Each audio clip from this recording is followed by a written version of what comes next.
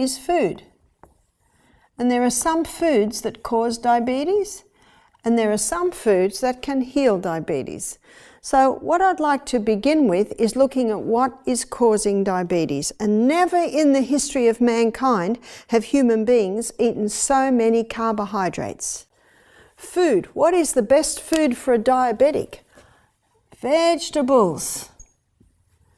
Vegetables are high in fiber. Vegetables are high in minerals, your healers, and vegetables are low in sugars. That's very important for the diabetic. I met a man a year ago who told me that he had diabetes. He went to a health retreat and they said, you can conquer your diabetes by eating legumes. He said, so I did. He said, every meal I have lentils or chickpeas or lima beans or black-eyed beans. And so I met him a year ago, and I think he started that 5 years ago. He has no diabetes now. So the best protein is your legumes. Just remember to soak them, just remember to rinse them well, just remember to 3/4 cook them, rinse them well, and then you can put them in their sauce. And they can have another 1 hour in their sauce.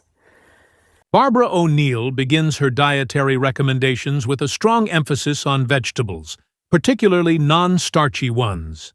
Leafy greens such as spinach, kale, Swiss chard, and collard greens are rich in vitamins, minerals, and phytonutrients that support overall health without spiking blood sugar levels.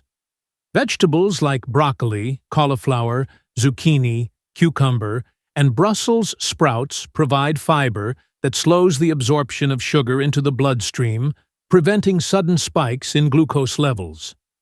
In addition to vegetables, Barbara O'Neill highlights the power of legumes such as lentils, chickpeas, and beans. Legumes are an excellent source of complex carbohydrates, which break down slowly in the body, providing a steady release of glucose and preventing blood sugar spikes. They are also rich in plant-based protein and soluble fiber, both of which contribute to improved insulin function. Studies have shown that regular consumption of legumes can reduce hemoglobin A1C levels, a key marker of long-term blood sugar control. Another excellent form of protein is nuts. Nuts are so delicious, there's only one problem. There is a tendency to overdo it. So try and have 8 to 10 nuts per meal. The only nut I don't advise is actually not a nut, it's a legume, and that is the peanut, because they are commonly infected with mold. And seeds, excellent form of protein. So there's your sunflower, your pumpkin seeds, very easy to include that in a lunchbox. Also your ground flaxseed and your chia seeds. Barbara O'Neill doesn't stop at vegetables and legumes. She stresses the importance of incorporating nuts and seeds into the diabetic diet. Nuts and seeds are nature's little powerhouses, she explains. They provide protein, healthy fats, fiber, and a host of vitamins and minerals that support metabolic health. Nuts like almonds, walnuts, pistachios, and Brazil nuts have been shown to lower fasting blood sugar and improve insulin sensitivity. They are particularly rich in monounsaturated and polyunsaturated fats, which help reduce inflammation and support cardiovascular health. A major concern for diabetics, who face higher risks of heart disease. Seeds such as chia, flax, pumpkin, and sunflower seeds offer similar benefits, along with an abundance of omega-3 fatty acids and lignans that promote hormonal balance and reduce oxidative stress. Barbara O'Neill encourages diabetics to enjoy a small handful of nuts or seeds daily, either as a snack or sprinkled over salads, porridge, or smoothies. And your grains, for your grains, they are also a form of protein. The best grains are millet and oats. If someone is celiac, they're best to keep away from the oats. And if you like oats, just don't have them every day. Maybe have them twice a week. Quinoa, Another excellent grain, and buckwheat. And for your breads, ideally you would go for your Encorn if you can get it. Your Encorn original wheat, spelt, and kamut.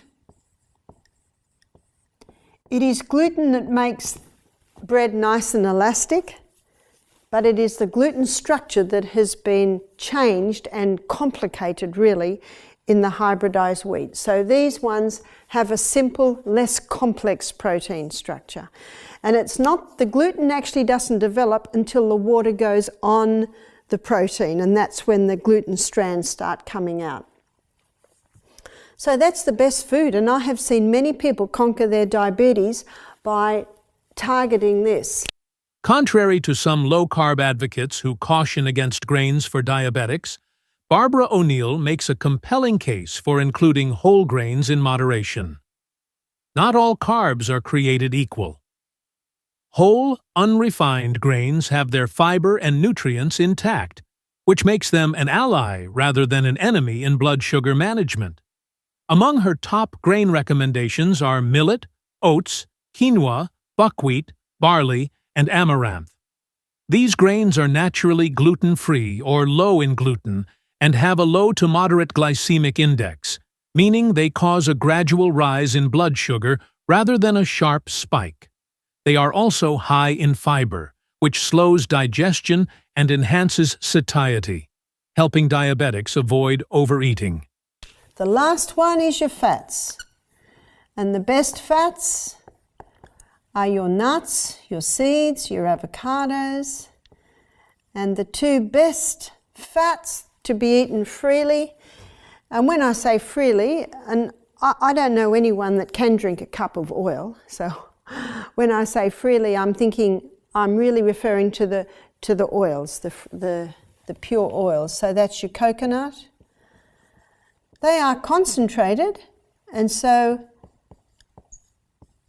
they should not be overdone. But you know, a teaspoon or two at a meal, that's a nice amount. So there are your oils. So they're your best fats. Now that's the food program that will help to conquer diabetes. Perhaps one of the most surprising yet crucial elements in Barbara O'Neill's recommendations is the inclusion of healthy fats. For many years, dietary fat was demonized, but modern research and Barbara O'Neill's holistic teachings affirm that good fats are essential for hormonal balance, cellular health, and blood sugar regulation. Barbara O'Neill recommends sources such as coconut oil, extra virgin olive oil, avocados, and the fats found in nuts and seeds. Coconut oil in particular contains medium-chain triglycerides, MCTs, that are metabolized differently than long-chain fats, providing a quick energy source without raising blood sugar. Medium-chain triglycerides have been linked to improved insulin sensitivity and increased fat burning.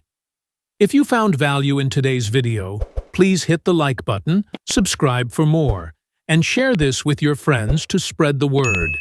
Your support really helps the channel grow.